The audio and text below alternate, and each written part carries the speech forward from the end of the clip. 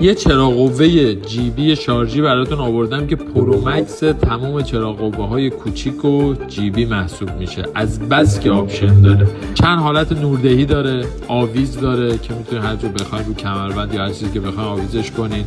کاتر داره که میتونید باهاش طناب و نایلون رو برش بدین. سوت داره، پیچ گوشتی و 4 سو داره، راحت میتونین استفاده کنین. این فندکشه که میتونین باهاش سیگار رو روشن کنین. این قشنگ قرمز شده. مگنتی هم که هست، به آهن میخوره، خوراکی کمپه، با تایپ سی شارژ میشه.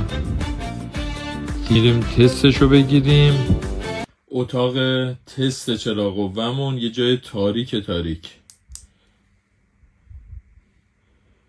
نوردهی عالی. اینم فضایی که روشن میکنه رو بهتون نشون بدم. چند حالت نوردهی داره، نور زرد، نور قرمز، اینم چشمک زنشه.